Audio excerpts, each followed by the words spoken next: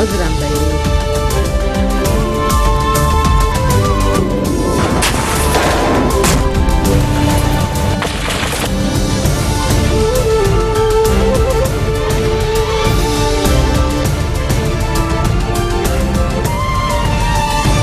Good afternoon. You're watching the English newscast on Future Television. Coming in to me, my name is today's headlines.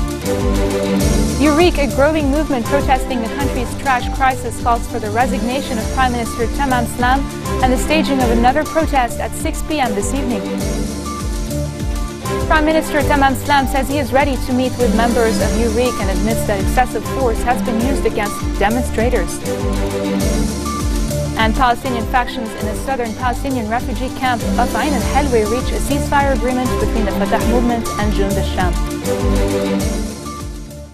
A demonstration organized by the Eureka campaign on Saturday has escalated into clashes between police and protesters, with security forces using rubber bullets, water cannons and tear gas to disperse thousands who joined the rally in downtown Beirut.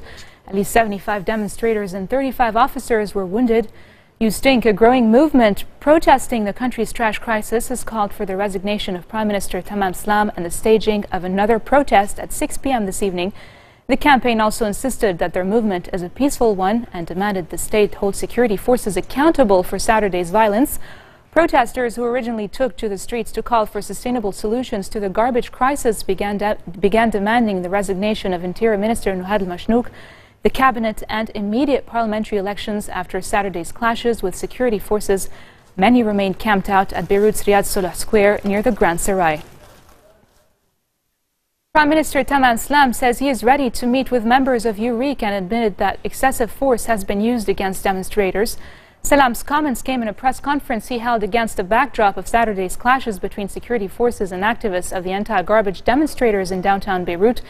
He said he stood with the people and with the citizens. Addressing the protesters, he said he extended his hand to civil society and he was ready to sit with them and talk.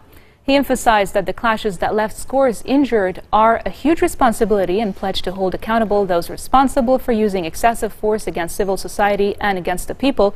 He blamed all political parties for the cabinet obstruction and the presidential vacuum. Salam also called on an emergency parliament session on Thursday to deal with the country's ongoing political crisis. And now we go live to our correspondent Yumna Naufal, who's on the ground in Riyad Salah. Yumna, can you hear me? Yes, I can, Linda.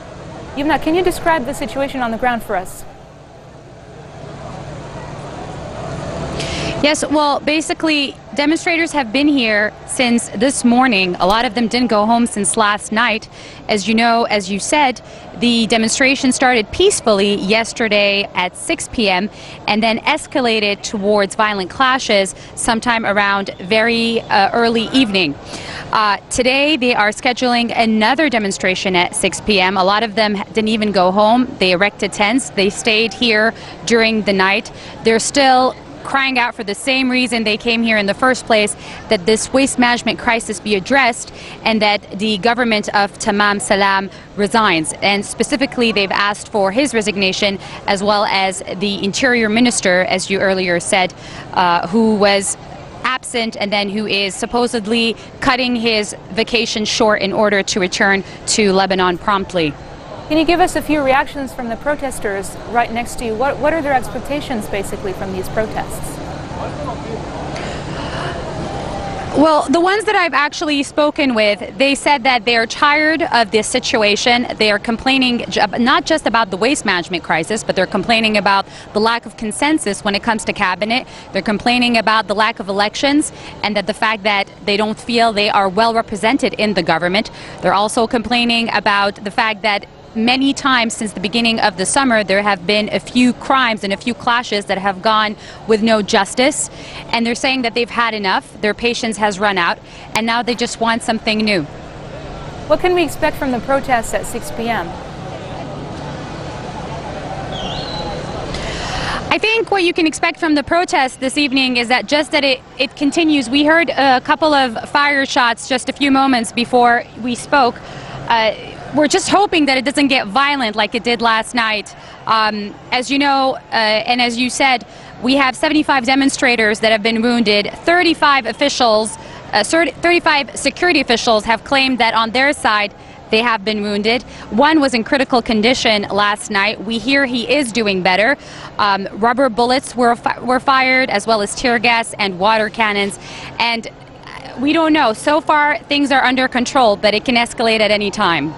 That was our very own Yumna Nafa live in Riyadh al-Sulh. Thank you, Yumna. Free Patriotic Movement leader Michel Aoun has denounced the use of force against protesters, warning against attempts to exploit the noble movement to achieve political gains. Expressing himself on Twitter, he called for holding the security forces responsible for the violence accountable, stating that they should stand trial. The FBM chief also took a swipe at Prime Minister Tamam Slam and the cabinet, saying the authority that doesn't have the legitimacy from the people and doesn't abide by the legality of its decisions contributes to the spread of chaos. However, despite Aoun's support to the URIC demonstrations, protesters have thus far rejected support from any government official. URIC activist Asad Tabian is on the line with us to discuss this further. Hi, Asad. Hello, how are you? Good, how are you? Pretty much exhausted, but we're fine. We're doing fine. Asad, what pushed you to join this rally? Sorry? What pushed you personally to join this rally? Well, I'm kind of fed up of the political system that is running the government and the parliament in the country. These are the same people who have been in power for the last decade or such. Some of them go back to 3 decades in power. They've given me, as a young Lebanese, nothing but frustration. No infrastructure, no electricity, no public transportation. I was born when one Speaker of the House is still Speaker of the House, and I'm 27 years old. I was born with one political party with the leading the government since I was born until now. It's still the same political power. So I am frustrated with the whole political situation, and I'm aiming here for change. The first thing that pushed me to the streets was how the government and the parliament dealt with the garbage issue. But this is also well known that it's not the only issue that the government wouldn't know how to lead. What did you see yesterday? What exactly happened? Can you recount it a little bit? We were more than 10,000 people in the parliament, in the Riyadh al-Sulh Square. We were peaceful. We were chanting. We were playing the drums and chanting against the sectarian regime. At 1 minute, the ISF decided to fire on us the water cannons. When that happened, they also continued using brutal force. We had to run away from Riyadh al-Sulh, and then they started shooting us tear gas and rubber bullets. I've seen footage that the ISF was actually shooting. Were they shooting directly at you, or were they just firing in the air? Rubber bullets were directly shot on the people. More than 10 injuries with the rubber bullets in their bellies were documented yesterday. Yes. And but live bullets were also shot, but these were not directly shot on the people. This protest was originally organized to address the waste management crisis, if I understood correctly. But it seems the movement is taking a different turn now with the demonstrators. Yes, definitely. The movement has escalated because the government has not even addressed us when we were talking about the garbage issue. We've been demonstrating in the streets for a month now, talking about the garbage issue, proposing solutions. Nobody took them into consideration. And the only way they dealt with us was with being so harsh and dealing with us on the streets. You know, most politicians have reportedly shown support for your campaign. Do you have any trust in them left? Yes, if they are honest about it, they resign from the government and the parliament. Anything that is less than that is not acceptable, and we deny and we refuse their support until they resign from both the government and the parliament. That was URIC activist Asad Tabian. Thank you for being on the line with us today. Thank you. And joining us on the line as well is blogger and activist Gino Raidi. Hi Gino, can you hear me? Hi, Yumna. Yes, I can. It's Linda. Linda, I'm really sorry. Can you tell us what you've seen yesterday? Yes. Well, yesterday I was protesting with everyone, of course, for personally, at least, my main goal was the garbage crisis and the corruption surrounding it. And we weren't expecting, honestly, this harsh reaction. I'm not sure if you can hear, but there's tear gas canisters going off now, even. Right, as you're speaking. So we were kind of surprised at how harsh it was, and I think that kind of escalated the demands of the people who came down to protest originally for something as simple and mundane as a proper garbage collection. Like, the scene was very chaotic.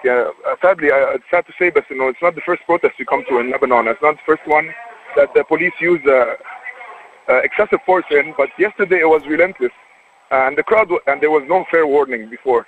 So the tear gas canisters and the rubber bullet grenades started falling at crowds full of young kids and families who, the mood was almost, I wouldn't say festive, but it wasn't angry or threatening. Gino, I have a question for you. Sure. Many of you demonstrators want the government to resign. Do you believe that this is the final solution to all of the problems in Lebanon? Ideally, yes, but given everything that's happening now, I'm not sure. But I also understand that why people would demand that after the repression that happened yesterday. It was unacceptable and uncalled for, and someone needs to pay for this.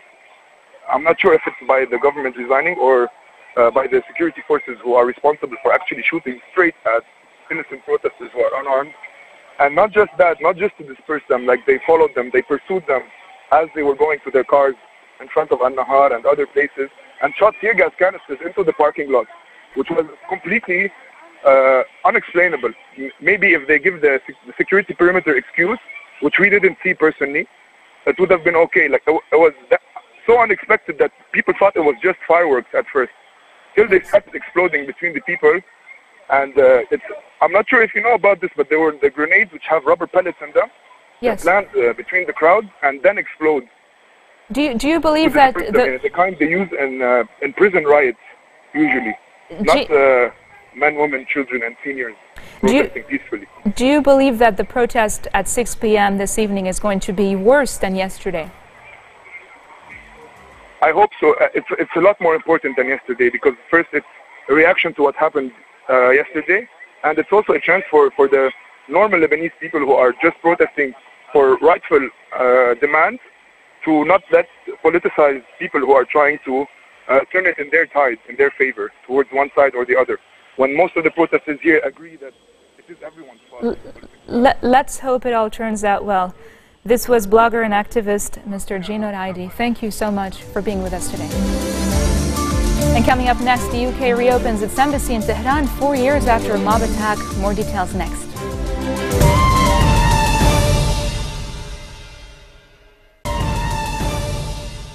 Welcome back. Palestinian factions in the southern Palestinian refugee camp of Ain al-Helwa have reached a ceasefire agreement between the Fatah movement and Jund al-Sham after an urgent meeting in Al-Nur Mosque. The meeting was mediated by Hamas representative in Lebanon, Ali Barakeh, and officials from Asbat al-Ansar. Asbat al-Ansar was able to extract a pledge from Jund al-Sham and Fatah to halt clashes beginning at 12:30 p.m. A rally kicked off shortly after ceasefire went into effect, advocating for the end of armed groups within the camp. It was organized by Al-Hirak al-Shabi, a collection of civil peace organizations from Ain al-Helwa.